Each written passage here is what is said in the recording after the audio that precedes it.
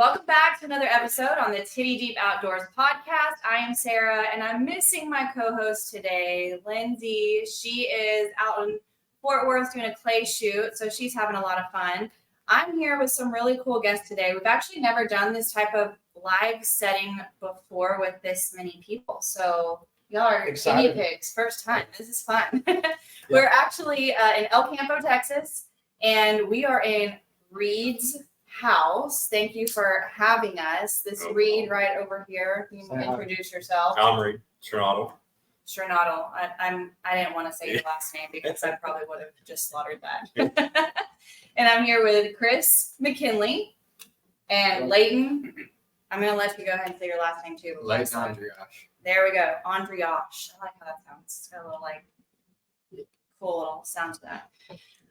Anyway, so I've been talking to this guy for a little bit about coming onto the podcast just because he runs the Trout Tagging Texas page, Instagram and Facebook, right? Yes.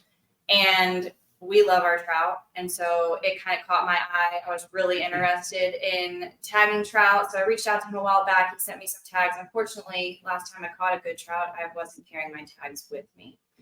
So don't worry, they're in the weigh box now next time. But we want to go ahead and we want to start with you. We want to let you introduce yourself and tell us just a little bit about you, where you're from, okay, your background. All right. I'm Chris McKinley from Bay City, Texas. I run and operate the Trout Tagging Texas program. Currently, we're tagging every trout right now between 15 and however big you can possibly catch. We initially started the program to do 20 inches and above, but after doing so many fish, we're like, well, let's get more data.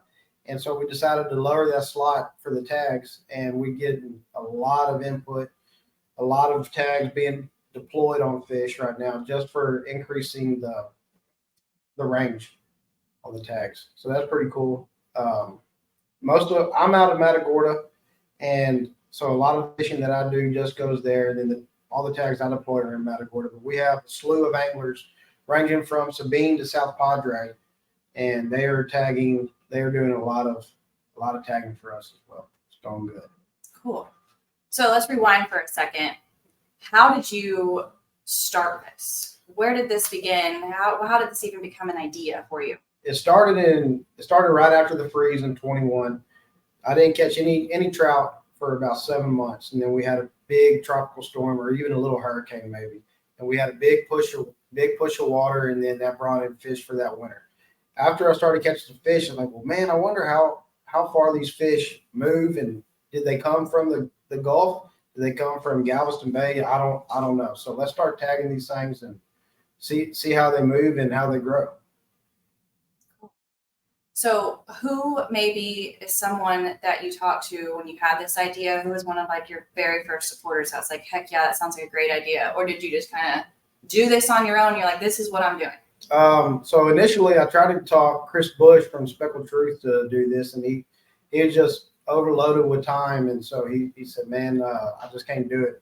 And after a lot of consideration and talking to people like Bink Grimes and Sunrise Lodge and Layton, everybody seemed to think it was a great idea. And so I decided to start a program. Okay. And so since the freeze, so what has that been now? How many years?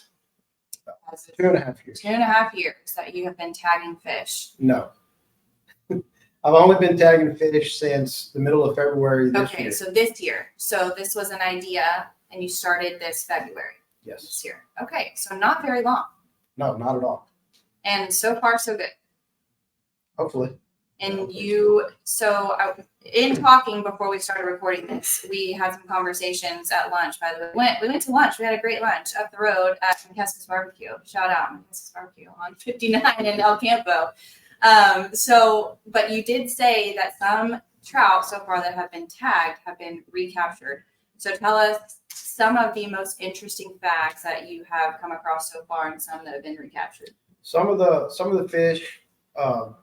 The migration patterns of these fish is really, really crazy. Some fish are moving 30 miles in 30 days. I had a fish recaptured 9 days after we tagged it 10 miles away from that location. That's pretty, them fish move a lot. You know, in East Matagorda Bay, I kind of feel like these fish just do laps. We're one giant oval of a bay, and it's like a track out there. They're just kind of doing movements like that. Growth patterns, we haven't been tagging long enough to really see any kind of, spectacular growth, but we have seen fish grow up to about half an inch. So. Wow. Okay. So just since February, half an inch. That makes sense. So we hope for maybe a full inch in a year's worth of time. Yes. Right? Yeah. Cool. So I know you sent me some tags, and you sent me, I think, yellow and orange, but I've seen green and red. So I kind of want you to tell where the different colors come into play, where they go, and that kind of thing. So I have the state of Texas broken up similar to how Texas Parks and Wildlife does, or CCA for the Star Tournament. They have the upper, middle, and lower coast. So the upper coast, those tags are all orange. That goes from Sabine to Sargent, Texas on FM 457. The middle coast goes from that same point in Sargent all the way to the JFK Causeway in Corpus. And after that, everything below the JFK is green tags for the lower coast. But for the entire state, for the surf, the jetties and passes, those tags are red. Gotcha. Good to know, because I already forgot with my orange and yellow. I'm like, wait, what did he say? Which one goes where? And so can you find that information on your page just in case? I do not have it on there, but I will make sure it's. There we go. Because I already forgot. I already forgot which one you said was orange and yellow when you sent them to me. So that way I know where to use them appropriately. And so that whoever, has them knows where to use them as well. If they're traveling and fishing, right? Because we sometimes travel for a lot of different tournaments and whatnot. So good to know. My other question I had for you. So I have never tagged a fish before, which I don't think a lot of people have, right? Right. And so if people wanted to tag a fish and they have your tags, how do you go about doing that? Walk us through, just for, someone who's never tagged a fish, Well, how to do it.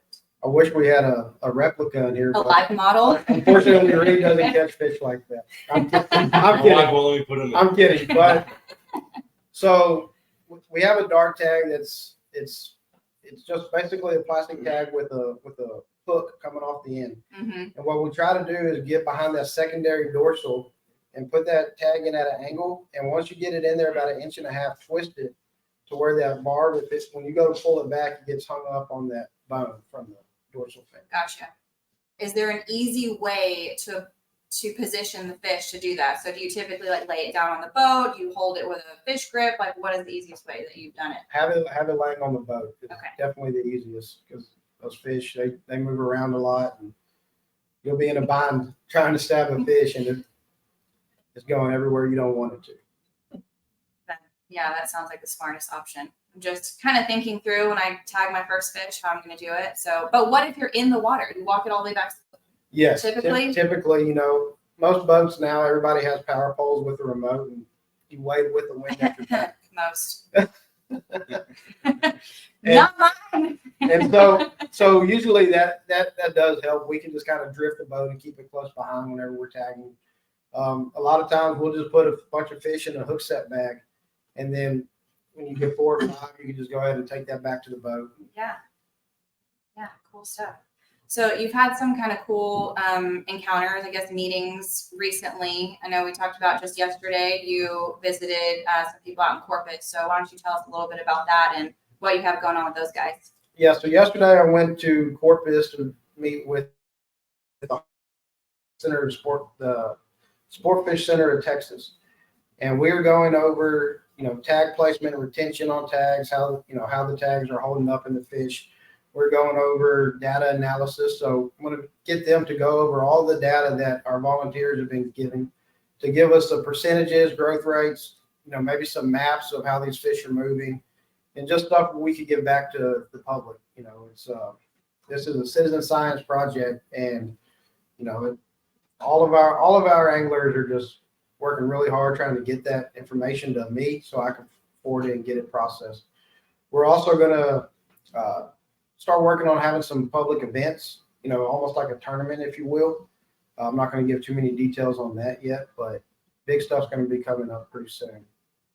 So speaking of tournament, it's not a tournament per se. That registration just started last Friday, Yes. but more of a competition. Right. Well, right. It's almost like a raffle. Okay. To be honest, so you get the entry fee is $30. You have a $10 late fee after September 15th. So you get one entry into the prize packages whenever you sign up, and for every fish over 20 inches you submit, you get another entry into the raffle. We have some really awesome prizes. We have several guided fishing trips. We have a 2-person dove hunt with La Casa de Paloma over here in El Campo.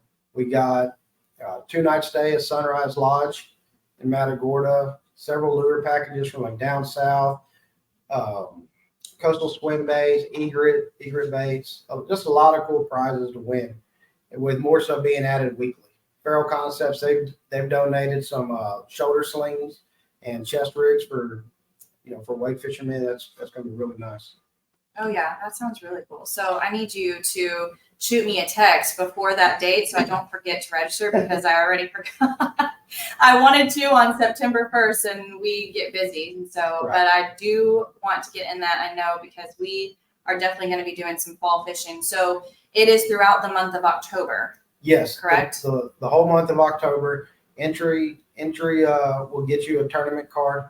And so I'll send those out towards the end of the month to where everyone has their card. And whenever you're fishing, all you have to do is just take a picture of that fish on a Check-It stick or whatever kind of measuring device, as long as it's legible, with that card in the picture as well. So that will help us eliminate cheating and get everybody, on the same page of competition. Yeah.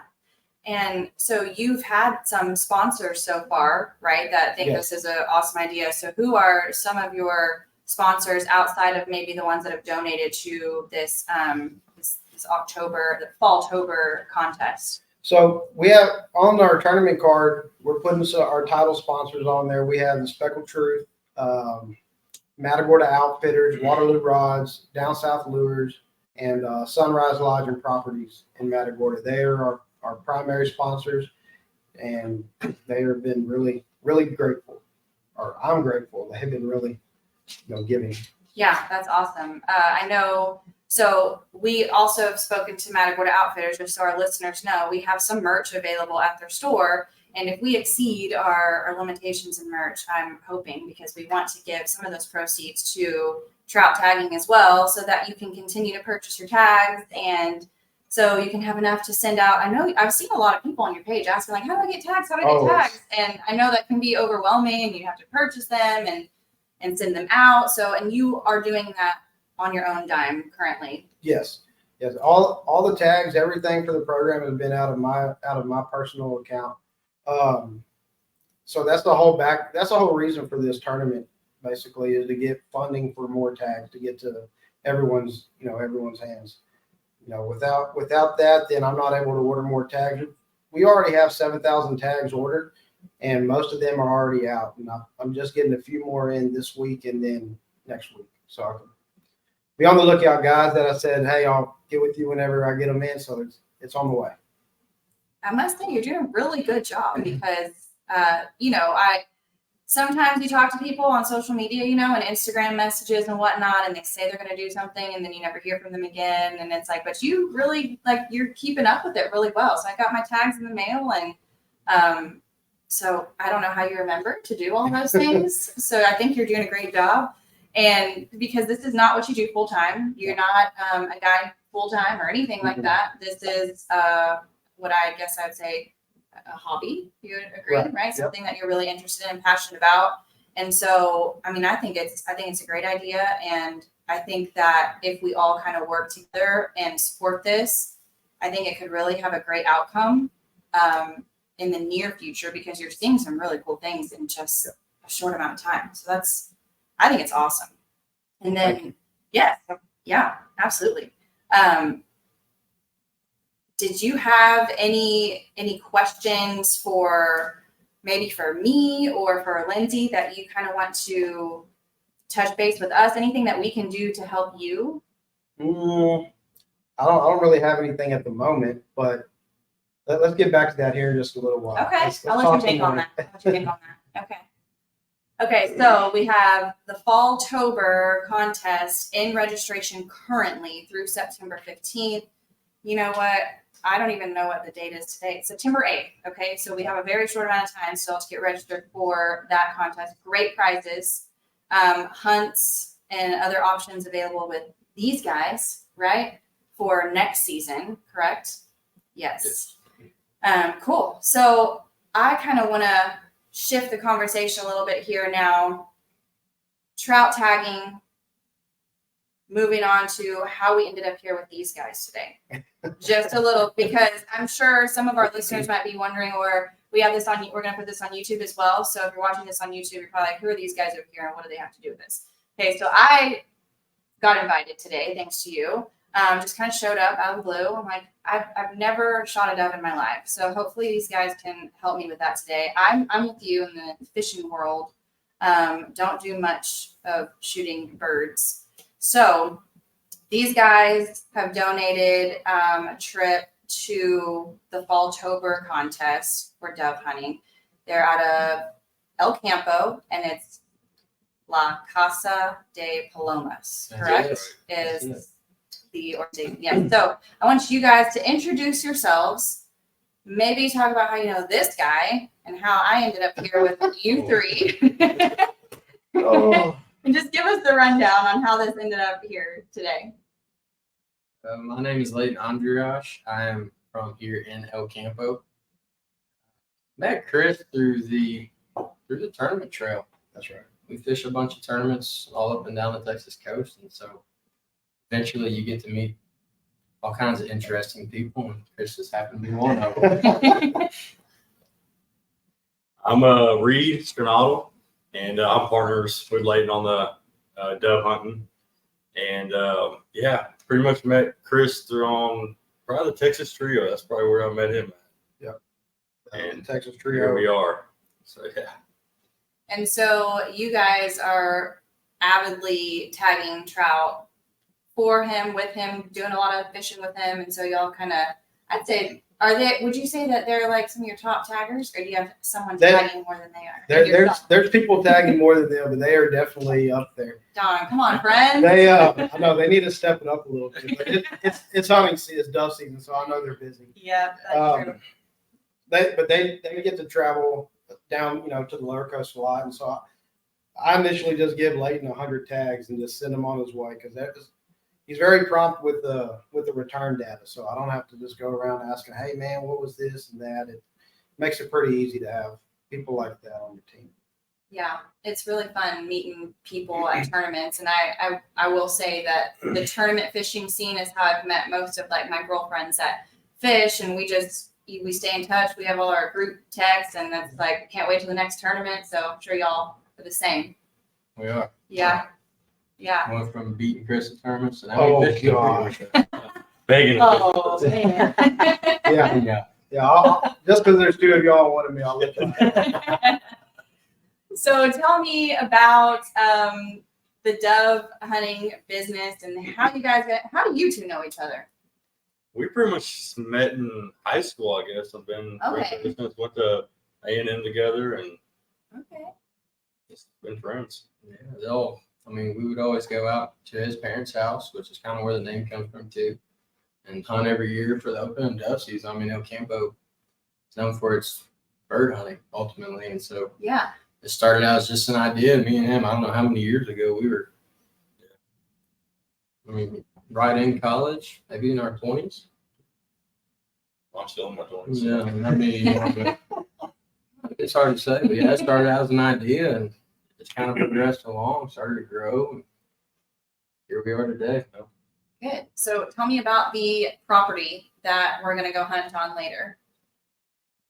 The property that y'all are going to go to later is sunflowers. It's about right around 8 acres of sunflowers, and it's going to be like on the west side of town. Okay. And basically it has trees, ponds, and pretty much borders city limits. It's pretty close to city limits. So, And how many acres do you manage or hunt on? oh, that's a good question. Together. all together. So we planted about, I'd say 70 acres of sunflowers. And then we have, I don't know how much corn, quite a bit of corn. And that's pretty much what we hunt. And do you two take care of all of that on your own? Okay. We are it. Yeah. So you prep for this how many months ahead of time before dove season? We pretty much already started for next year. So Year round. I would say Never definitely stop. doesn't stop. never ends for us. We just Okay. kind of end one and start another. Yeah, you got to kind of be on it when it comes to the farming part of it, especially. So have many hours on the tractor and planning and preparing. Here we are. Awesome. Well, when you need some help, you can hit me up. My sons can just come work for you. Good. Teach them how to get outside and ride a tractor. That'd be awesome. I think it's the child labor laws, That's real. Pay them on, pay you. They'll do anything for like $5. Like I offer like $1 now. He's like, that's nothing. I'm like, Yeah. you're right. It's not anything. which is With the sad. times. Yeah. So okay. So you said y'all grew up together, and you got the name from your parents' house. So how did this name? Because when I read it, of course, like I'm half Hispanic. Okay, so I'll just throw that out there. And so I'm like, oh, I wonder if these guys are like, know some Spanish or something. I just wonder where the name comes from. You got it. So when we started out, I mean, we did not. We had in our minds we wanted to be the size we are today and even bigger. Mhm. But when we started out, I mean, we were at the bottom. We had one group of guys. There was 15 of them.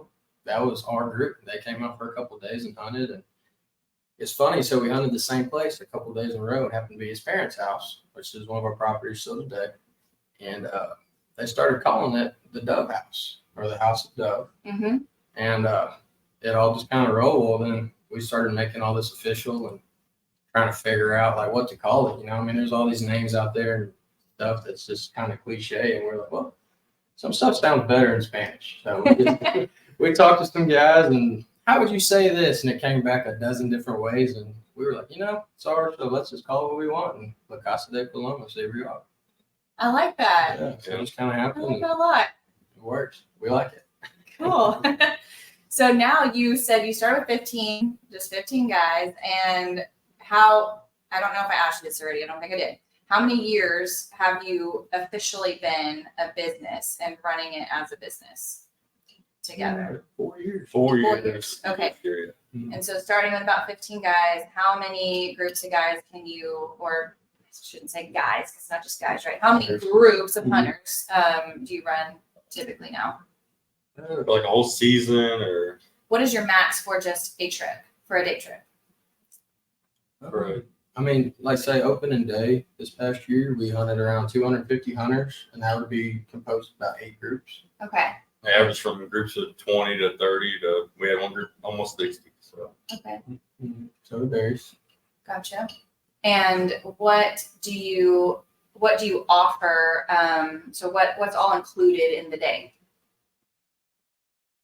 it's one price, per gun. So we charge per gun, $175 per gun, and you get to come out and shoot birds in a sunflower patch, cornfield, milo field, anything like that.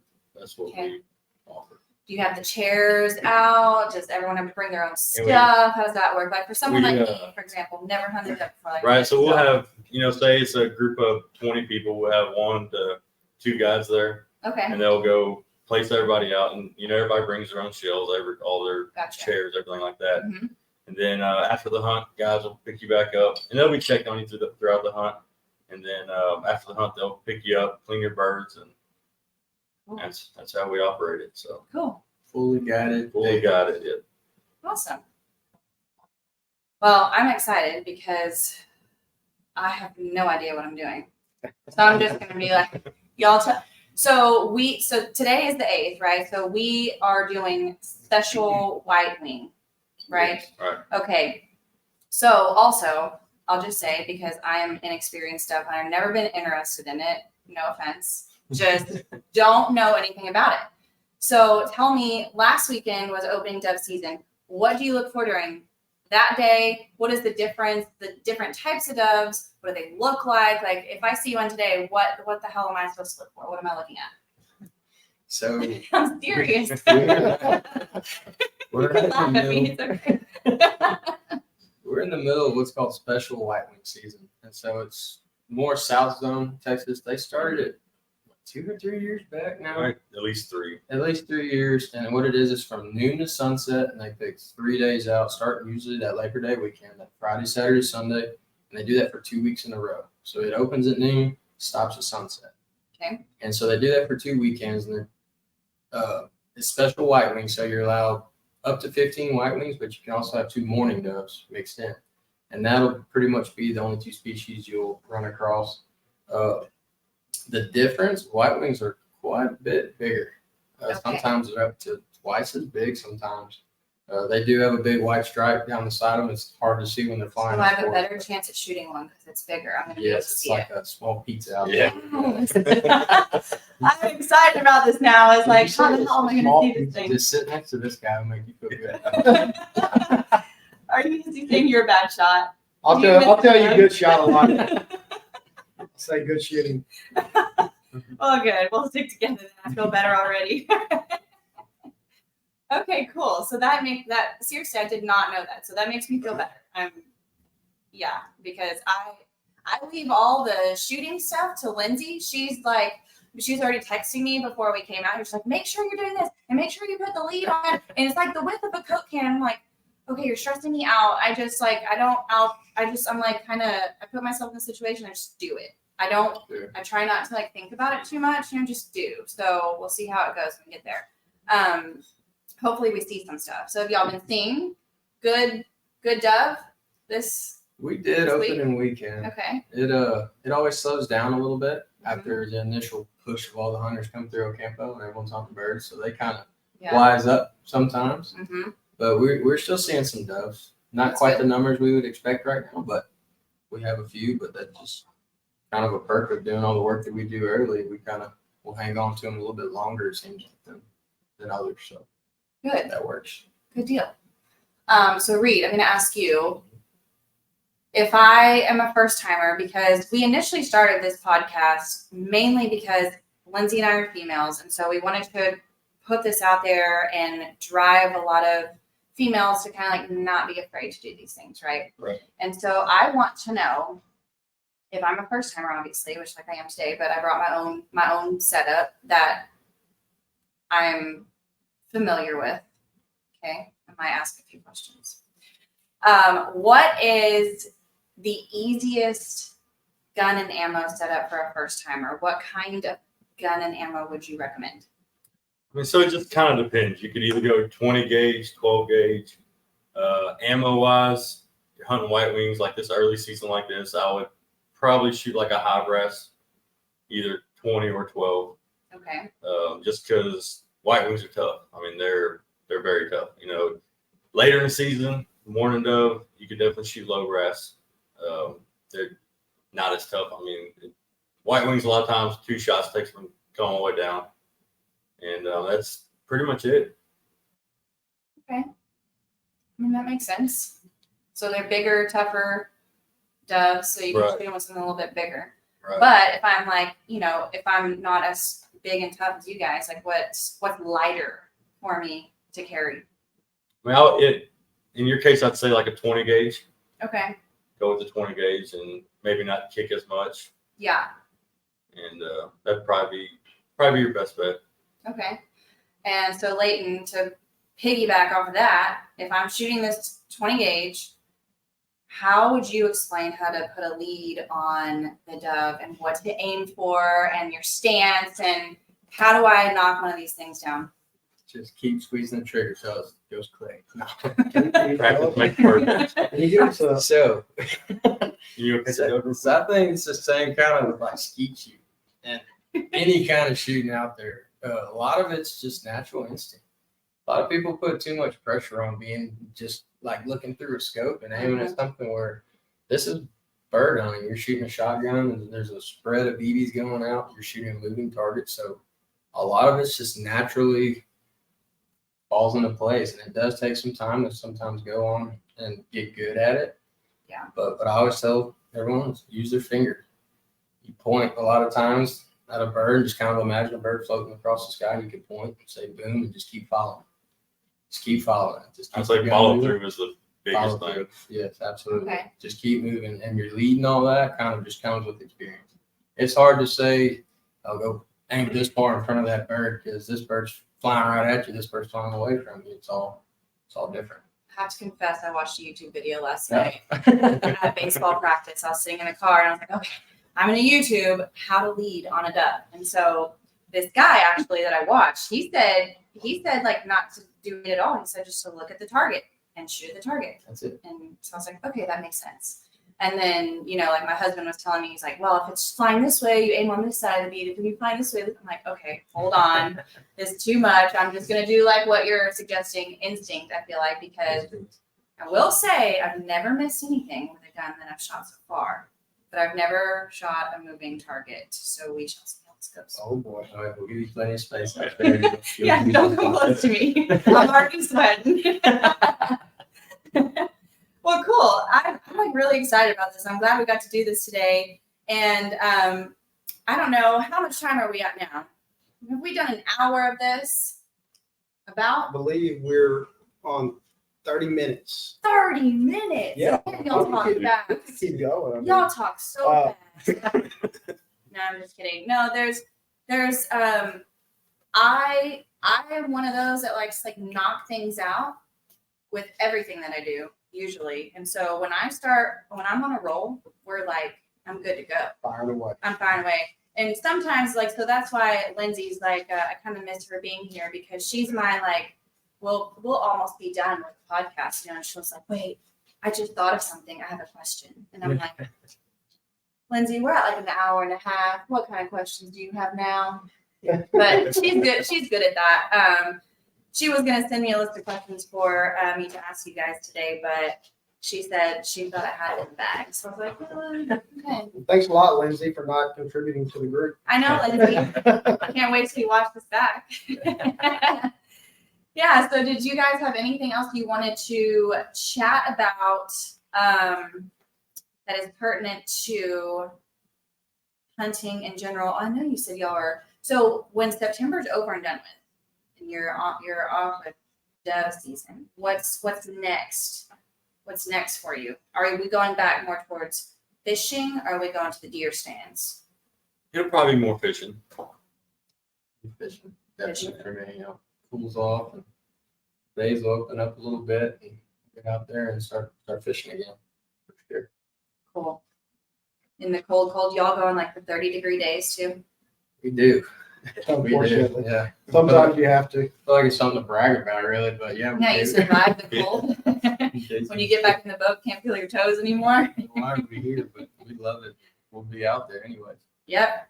Well, I don't fish in Matagorda area, so that's where you guys fish, right? Typically Matagorda. Okay.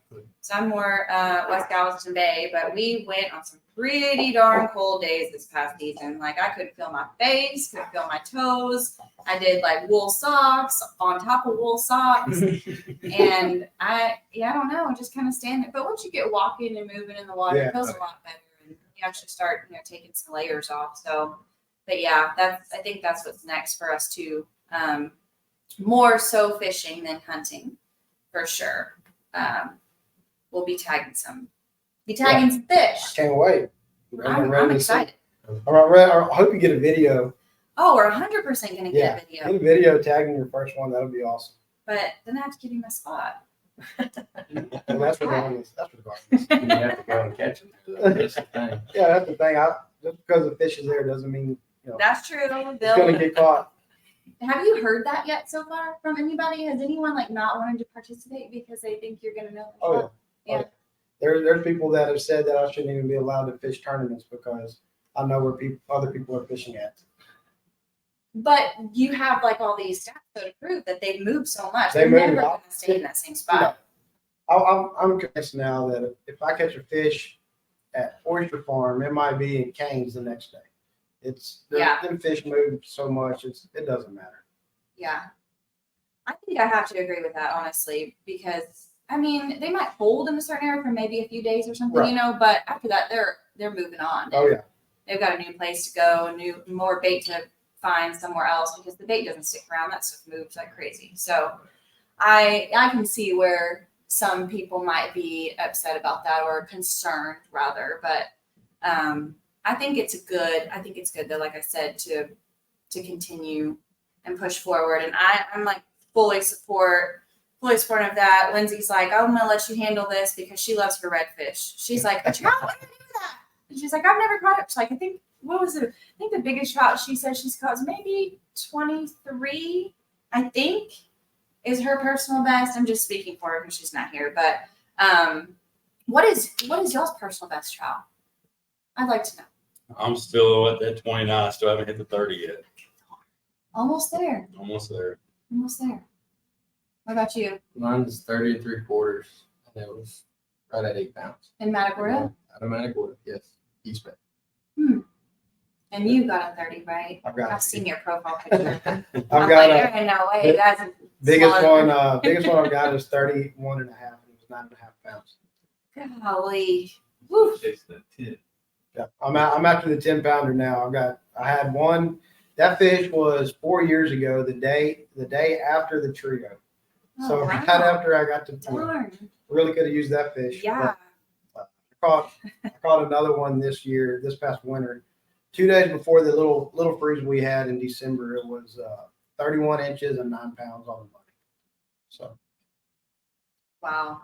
I'm still dreaming of that day. you'll catch it. Oh, we've got Blaine here in the audience. What is your question? What's the biggest trout tag to date so far? Ooh, I don't have my computer in front of me, but it's over 8 pounds. Good. It's not. We don't have any over 30, but it's around 29 and a quarter. If I remember. What part of the coast? Matagorda. Okay. In Matagorda. There have been a lot of sevens though coming from the lower coast. A lot. Yeah. You know, especially South Padre. Aaron Cisneros has been on fire down there. So that he's hot right now. And he's just catching a bunch of big fish. Yeah. So he might break that 8 pound mark pretty shortly. Oh, yeah. As it starts to cool down, them big fish will all the Yeah. 7 pounders big. Now I got a question. What's everyone's opinion on this regulation change? Everything going back to 5 fish. I am not for it. You know why? So we were talking about this on the way over here. So I grew up fishing with my grandpa, but obviously as a little girl, I was not out fishing 30-degree weather. We did summer fishing, but I did not. We never bought croaker. We were like shrimp on a popping cork type people, or my grandpa fished with straight lures and top water. That's it. And so I remember I have pictures where we had stringers full of trout. Mm-hmm. And if you look at the pictures, those damn trout were almost as big as me when I was little. And I'm like, so I remember doing that. And shoot, okay, so I'm in my like early 30s, right? So that was maybe when I was like 10 to 12 years old. And we would just come back. And where his house is, so we're close to San Luis Pass Bridge, Freeport. And we wouldn't go but 10 minutes from the house and stringer up.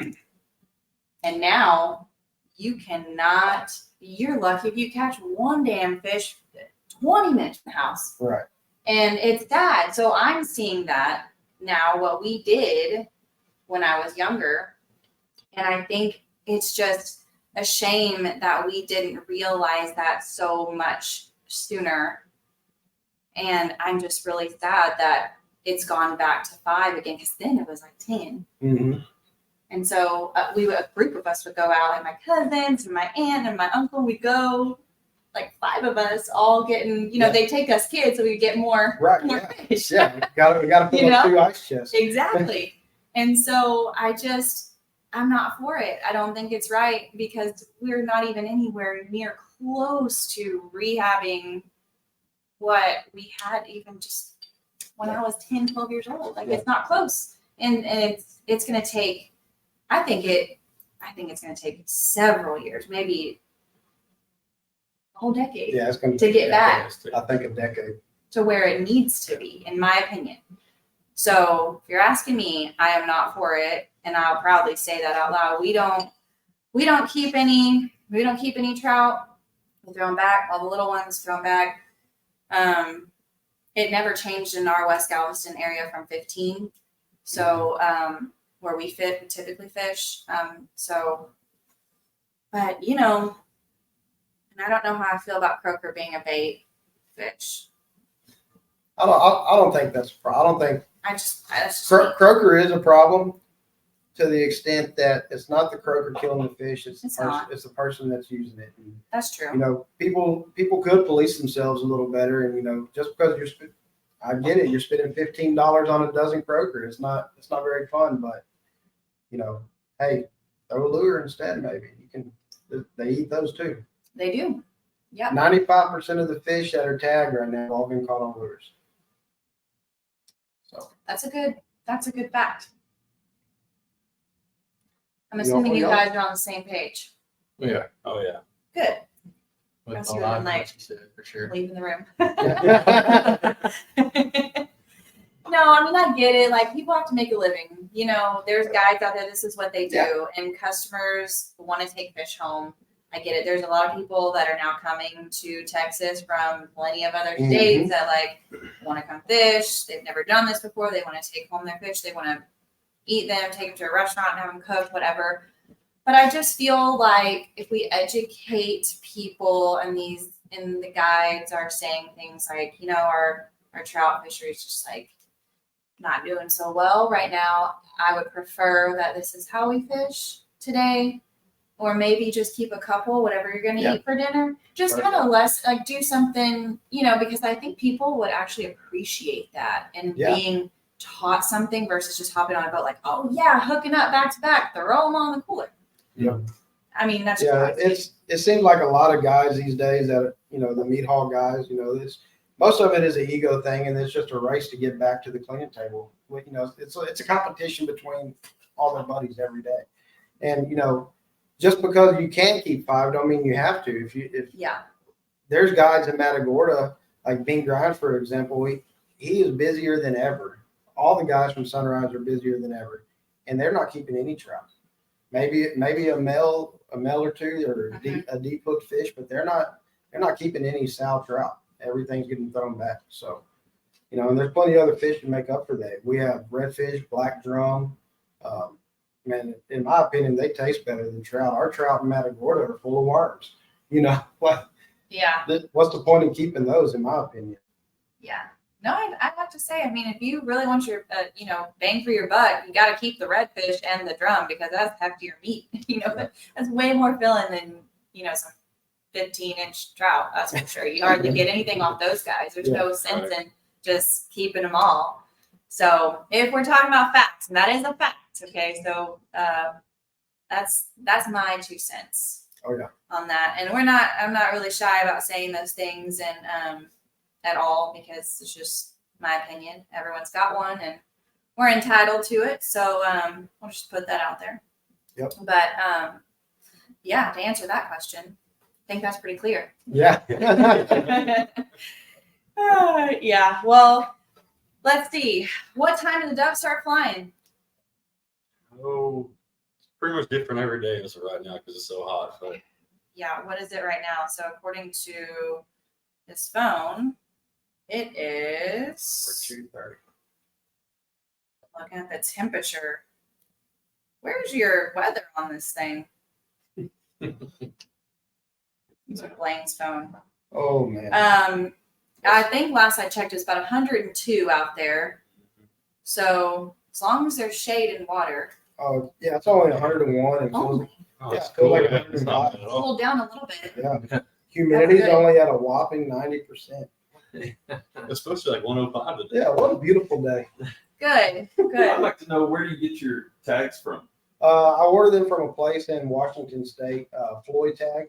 They're Okay. out of Seattle, and I get everything from them. The application tools, all that stuff comes straight from Seattle. And what other species are they tagging, or are they sending them off? They- to tag? They're sending that stuff all over the world. They have, in fact, the CCA Star Tournament, they're using the Floyd tags as well. Okay. So I mean, people are putting them in their ponds, you know, other projects in different parts of this other country. It's just, to me, those tags hold the best. The plastic, the writing on it's better and it stays cleaner. So I like those tags more. So since we're on the topic of tags, I think I forgot to ask as well. So when you tag a fish, what is on the tag and what should be submitted to you? Okay. So now I have cards that go out for that, because a lot of people Good. hit me up afterward like, hey, I took all this information, but I forgot what you really needed. But so I need the tag number, the tag color. You'll also put the what you called it on, the length, the weight, the time of day. That's very important. And then the latitude and longitude. I'm getting all the coordinates for all of those fish so we can track their migrations. There's some other stuff I'll go back afterwards so the anglers don't have to mess with that. But I put in moon phase, barometric pressures, water temperatures, all kinds of stuff, extra stuff that, maybe one day we'll get enough data and can really help anglers, target these fish better as well.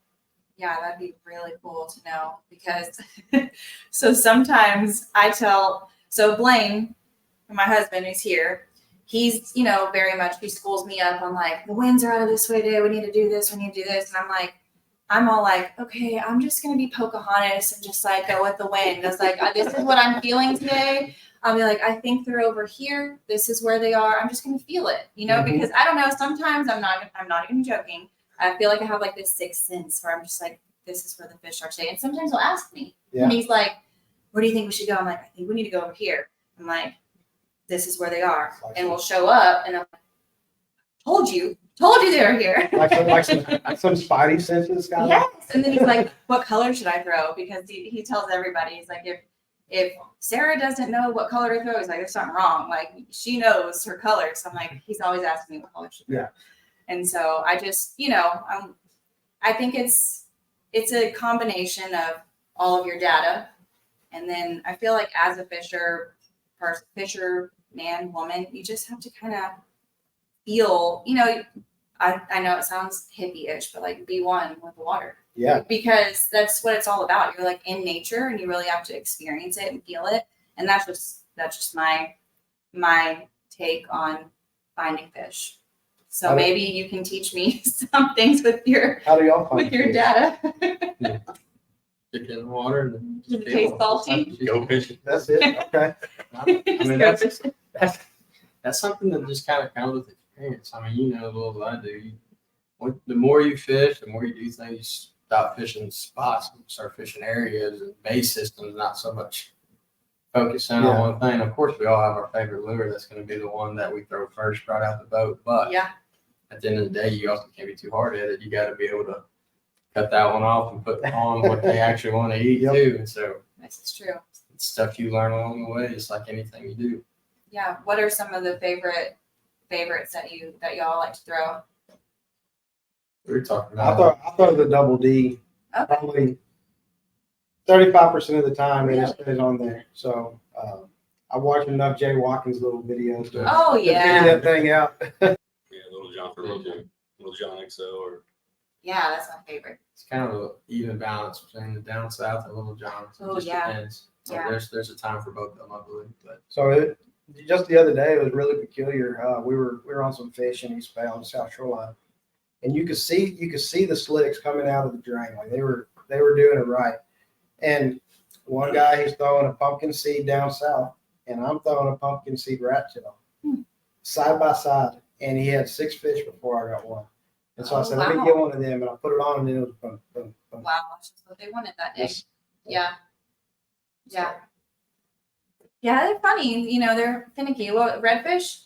No, it was trout. Trout? Okay. Yeah. They're finicky. They want. And that's good to know. That's cool. Because even if you have the same color but different profile, that's Right. what matters. They wanted that little wobble. Yep. floating too. It swings on the fall. Falls That's what Michael says. Swing on the fall. It works. They were lazy that day. They were going to chase that dark lure. They were just waiting for a nice slow lazy Slow day. fall. Stay on. Yeah. Yeah, I love the down south lures too. I told you guys earlier, we had Mike on, and unfortunately his episode didn't go so well due to internet issues. So we got to get him back on. And I think we have this planned. It's coming up. But I told him I love the smell of down south lures when you open the bag. They do smell good. What? I mean, He's okay. So it's grape oil. great boy. Yes, grape worm oil. Hmm. Yeah. So I always wondered because I asked him, I was It like, might- what is that smell? Like when you open it, I'm just like, oh, it's like, I told him, like, some people like to flip a book and smell like the pages, and like that's me with like the They could put it like as an air freshener in your car. That would be Yes. good. Yes, Down, that's a down good south idea. air It's freshener. a Come on, giant like, down south. like 5%. There you 5% go. is what I need. There you go. That would sell. I'd buy them. Seriously, I love that smell. So that's good to know. So down south, what are your favorite colors? Like what are your go-tos? I don't even know what it's called. It's the all pink one. I think it's flamingo. Oh, pink with glitter? It's like clear? Yeah, yep. Clear bottom, pink back, and it's got some glitter in it. I like that one a lot. Y'all tried the new Big Papa Pearl? Well, newest. I think it's I've heard that's your that's my juice. favorite. It's so good. Colored out there. It's so Very good.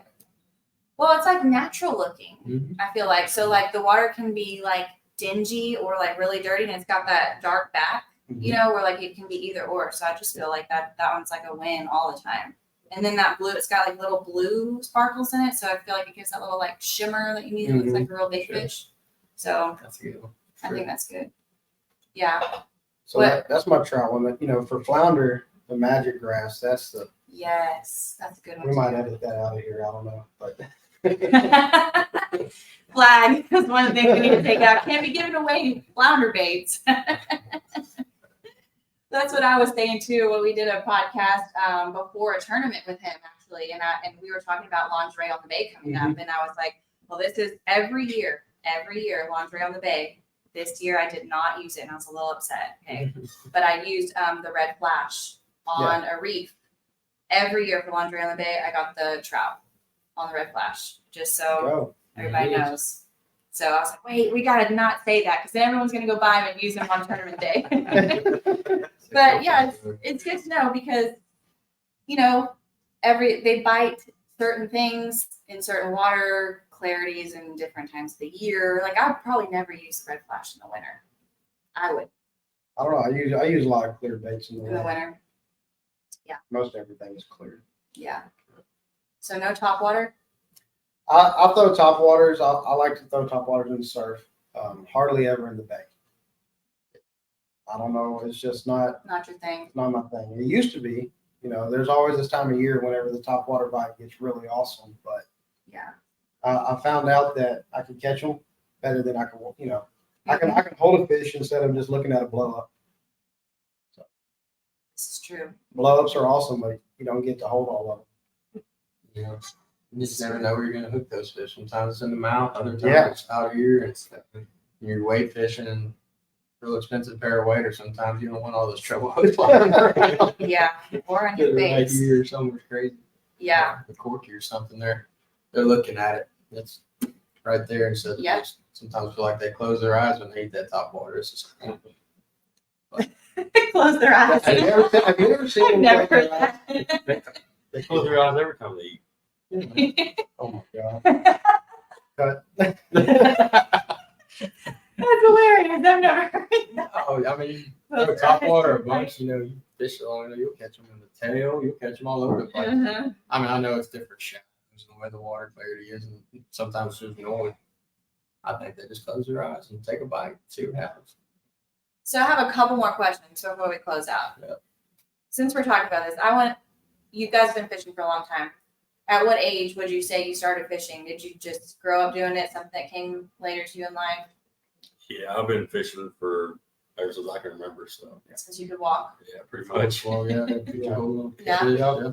yeah. My first fish was a 5-pound bass, and there's a picture somewhere at my house. And it's laying in my lap. And So were you a bass fisherman before you were a saltwater fisherman? My grandfather was a bass fisherman, and he took me bass fishing all the time. And then on the other side of my family, we had a place in Selkirk on the Colorado River, and so we'd go out there in the winter during the summer break and just cut those lights on at night, catch all the trout and redfish you could ever imagine. Wow. So Good memories, right? Oh, yeah. Fun. Oh yeah. So fun. What about you guys? So since forever, Yeah, forever. I mean, as long as I can remember. who introduced y'all to it? That would be my dad. Dad? Yeah, I guess my dad. Both of them wanted that probably. How did you get in? y'all have a place? My grandpa, avid fisherman, he's fished all over the place. Mhm. Like he's got stories for days, and he'll proudly tell you he was like the first Hispanic to go fishing and use a wooden top water and all this stuff, own a beach house. And I'm like, he's proud, you know. So Yeah. I'm like, I'm proud. Then my parents too. My mom, she almost had my brother offshore and me on a surfboard, you know, like Yeah. we're just water people, just what we do. Grew up doing it in beach, fishing, all my surfing, Yeah, that's all my awesome. life. So That's, Her grandpa I love built his first fishing boat out of like styrofoam blocks and a wood board. It was like a There you fishing go. barge. yeah. You can't Yeah. get a flat boat out there. Whatever. Yeah, I didn't even Okay. know what like freshwater fishing was. I didn't even know what a bass was. Really? Because we did so much like saltwater fishing when I was young. I didn't even know bass was a thing. So then when I started meeting all these like North Texas people like doing bass fishing, I'm like, what's a bass? And I didn't know you could like hold it by its lip and it like not bite you or anything. I was like, what? This is so cool. You know? So I had no idea. But and then I caught my first snook like earlier, was it this year or last year? And it was kind of similar, you know, but it was like a mixture of like trout bite and a redfish bite. And then I was like, oh man, now I'm gonna be like a snook, like fanatic, you know. So I really like that. But just fishing in general, I love it. Grew up doing it, and you know, then things happen, like we become moms and get away from things for a little while. And now that my kids are a little older, get to do it a lot more, where they can actually wipe their own ass and like brush their own teeth, and we can get out and go do things. So there was a good period of time where I got away from it, but now I'm like, find me all. He's like, you got more expensive waders than I do. I'm like, well, yeah, like I got to see warm out there. I fish more than you. I mean, yeah, thankfully I'm pretty flexible. I got a flexible job, which I just thank God every day for, because you know I'd probably be itching to do these things if wouldn't be a happy person if I didn't get to go out and do them. So Oh yeah, it can make Yeah. anyone miserable when you yeah. when you get addicted to it. Yeah, I think it's safe to say we're addicted. We're all addicted. Yeah, but I wanted to give a quick shout out to Real Sportswear. I like my new Dove shirt they got. I know those are awesome. I need It's to brand get new. It's like really, I like it. Got a pocket right here in front that actually unzips, so it's brand new. Just came out like this month. So they Andrew Foster, I don't know if you talked to him, who owns Real I Sportswear. need to. I've been Good guy. trying to get in touch with them. So Yes, get in touch with him. Good guy. He's in Corpus too, and so shout out to sponsor Real Sportswear. Put me up with this awesome dove hunt shirt for our dove hunt today. So I'm excited to get out there and see what you guys have to teach me, learn me up. oh, it's gonna be fun. So if anyone wants to get a hold of you guys, book a hunt. So I think I saw, or one of you a captain. Yes, Okay, so you do fishing as well. I do fishing. Out of Florida. Yes, ma'am. Okay, full time. Not full time. Okay, part time. So if our listeners want to get a hold of one of you guys for dove hunt trips, I guess you probably booked this season, right? Somewhat. Yeah, We somewhat. got some regular season stuff. Okay. That's Later coming up. season, Yeah, we'll have Okay. some stuff available. Cool. So you got some stuff available this season. Definitely open for next season. How do they get a hold of you? I would say Facebook or Instagram would be Yeah. a good way to start. And, Our numbers are on there, so Okay. our phone number. Call either one of us. Cool. And Casa de Facebook, Palomas. La Casa de Palomas. There we go. So Good. Facebook, Instagram. I think I followed you guys on Facebook earlier this week. I need to get on the Instagram. I'm an Instagrammer. Oh yeah. I thought Facebook was like not a cool thing anymore. Then I found out that a lot of people still actually Yeah, use it. We use it quite a bit. It seems like. Yeah. The Facebook, like so, the trout tagging page of Facebook is twice the size of the Instagram pages. Yeah. I thought Facebook was dead, but it's not. It's not. It is very much alive. It is. For sure. And there's actually, I feel like, a much larger fishing community on Facebook, in my opinion, than there is on Instagram. Well, you can read more about stuff on Facebook versus just seeing Yes. a picture. You know, Yeah, Exactly. I think that's why they're like fishing community pages are way more popular. Yeah. Than, Too Cool used to be the thing back in the day. You could just get on, Too cool fishing. get your yes. dial up internet and go through the whole tone sequence, and then you can log on. But Read all the drama. yeah, All the hate mail. I remember that. That's funny that you mentioned that. I forgot all about that. But yeah. So Facebook, Instagram, contact information on there for Reid and Layton. And then to get in contact with you, talk about trout tagging, same thing, Facebook, Instagram. Yeah, Facebook, Instagram, or you can email me at chris@trouttaggingtexas.org. I try to stay pretty prompt and get back to everyone as soon as possible. So if you don't hear from me in a couple of days, shoot me another message. Perfect. Sounds good. Well, I think we're going to get out of here and go do some dove hunting. Try to anyway.